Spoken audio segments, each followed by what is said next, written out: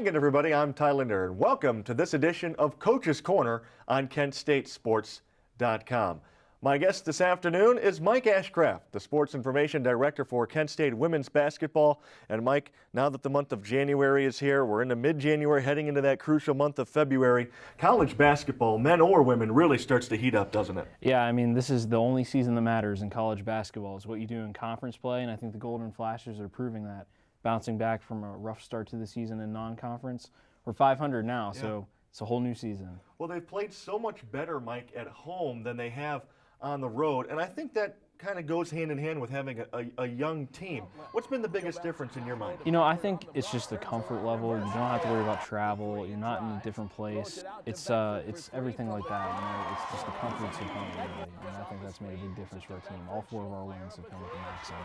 And the Golden Flashes will continue to try to get better. What do you think the biggest difference has been for Kent State when they've started to put this streak together in the Mid-American Conference, because they're scoring more, they're defending, and maybe most important of all, the turnover numbers are way, way down? I think that has a lot to do with it. I think also you're finally seeing this team kind of come into its own offensively. You know, Diamond Beckford talked about yesterday at our press conference about how, you know, Bob Lindsey kept telling the team that the Princeton offense is fun to run. Right. They were like, it's not fun to run. We don't get it. But now they're finally getting it. You're seeing that we do have some great shooters on this team. Trisha Cruzan, Tamsin Barrelay, Diamond. They're all really good shooters, and it's shown in the numbers and it's shown in the wins now. We talked about the turnovers being down. Another number that is on its way up that kind of combats that, Mike, is the number of assists to made baskets for the Golden Flashes. That's been huge for this team offensively. Right, in our win over Buffalo, we had 26 assists. That was our most assists in almost 2 years. And, you know, that's a huge thing. When you can distribute the ball, get everybody involved in the offense, that's going to make a world of difference for you. And I think you've seen that and seen the results in the win column finally. There have been some rough times for the Golden Flashes in the non-conference part of the season. They had the one win at home against Morehead State. And now that the conference has started, they've really kind of turned it on.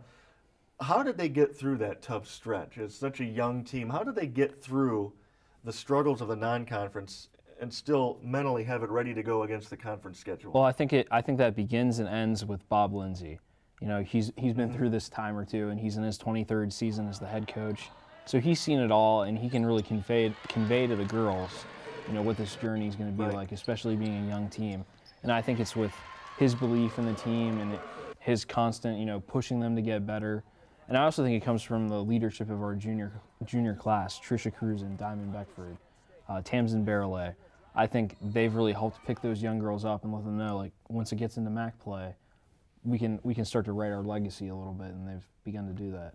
Well, you talked about Trisha Cruzan being a junior, but at the same time, here's a junior that wasn't part of the Kent State women's basketball organization last year. She's quite a shooter. She definitely is, and she was a big addition for us. She came to us by way of Bucknell, where she was outstanding academically and athletically for the Bison. She sat out last year as a transfer, but this year she's, you know, emerged as our most prolific scorer. She leads the team in rebounds.